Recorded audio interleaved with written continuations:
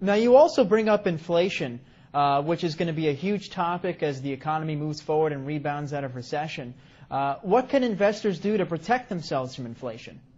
Well, I think to protect yourself from inflation, you should do what the Chinese are doing. Because the U.S., Bernanke and those boys are printing trillions of dollars and not telling us about it. I mean, I think it was Bloomberg that just sued the Fed for, you got to open up your books. They're printing all of this money. You should do what the Chinese are doing. The Chinese are buying commodities. They're buying copper, oil, gold, silver, land. They just did that huge Canadian tar sands deal up in Canada. So that's all I've ever done. If you look at my investment portfolio, I started investing in oil in 1966, real estate in 1973, and I have my own gold mine and my own silver mine. So if you're afraid of inflation, which you should be, I would think silver is the #1 investment today. Silver is a smoking deal. And silver at about $15, $16, $20 an ounce, average Joe can do it. You just cut out your Starbucks for a while and go buy some silver. You're in the game. Silver is one of the biggest things against inflation you'll ever see. Great investment.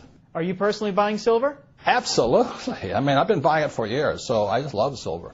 But I was buying it at $3 an ounce. Today it's about 15. The reason I like silver is this. #1, gold is hoarded. It's just stuffed away. It has no value to it. Silver is an industrial commodity. It means it's used in cell phones, cameras, computers. It's used everywhere. So that means today what's really interesting is that there is more gold on planet Earth than silver. It is fantastic. And back when, 1 year ago, I think silver was 50 times less expensive than gold. In other words, for 1 ounce of gold, I could buy 50 ounces of silver.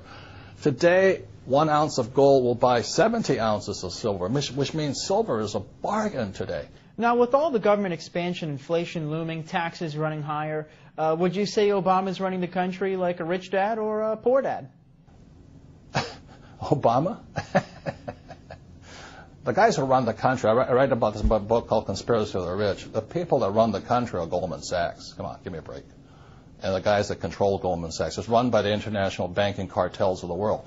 The Federal Reserve Bank is not a bank. It is owned by the richest European and some Saudi money in the world.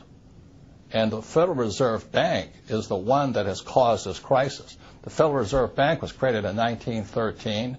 In 1944, there was a Bretton Woods Agreement. 1971, Nixon took the world off the gold standard. And after that, the Federal Reserve Bank controlled the world. And they could flood the world with fiat money. I mean, currency, that's paper. That's all it is. And throughout history, any time a nation has gone to fiat currency, in other words, government-sponsored money, the money has absolutely gone to zero. It has no value. So that's why you see gold fluctuating right now and silver fluctuating right now, oil fluctuating right now.